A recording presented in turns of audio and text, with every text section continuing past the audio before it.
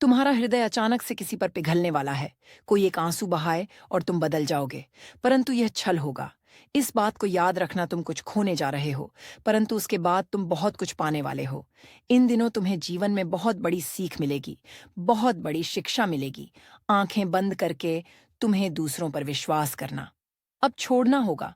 कोई है जो तुम्हें लेने की योजना बना रहा है, और मैं कुछ योजनाएं तुम्हारे लिए बना रही हूं जो तुम्हें भविष्य में बहुत बड़ी सफलता देने वाली है।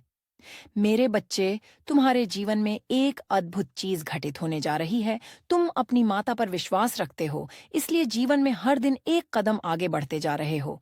ध्यान रखना, तुम अधिक से अधिक अमीर बनोगे। तुम्हें जीवन का अनुभव होगा, तुम्हें ज्ञान मिले, तुम्हें चलने के लिए कुछ कदम भी तुम्हारी ओर बढ़ेंगे, परंतु तुम उन कदमों को पहचान लोगे।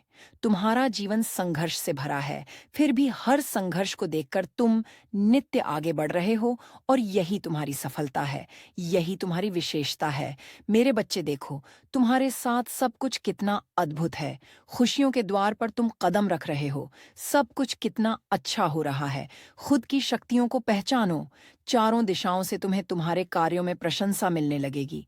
तुम जिस सकारात्मक ऊर्जा की तलाश में ना जाने कितने दिनों से भटक रहे थे, जिस शक्ति को तुम हमेशा अपने नजदीक लाना चाहते थे, प्राप्त करना चाहते थे, अब वह शक्ति पूर्ण रूप से तुम्हारे जीवन से जुड़ जाएगी।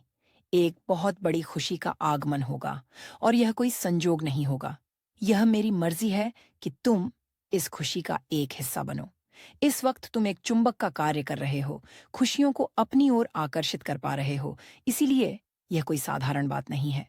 मेरे बच्चे, मैं तुम्हारा मार्गदर्शन करूंगी। यह सकारात्मक शक्तियों का एक चक्र है जो निरंतर घूम रहा है।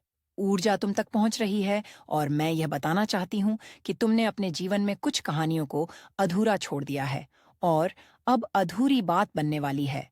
जिस खुशी का तुमने त्याग किया था, अब वह खुशी साधारण रूप से तुम्हें प्राप्त होने वाली है।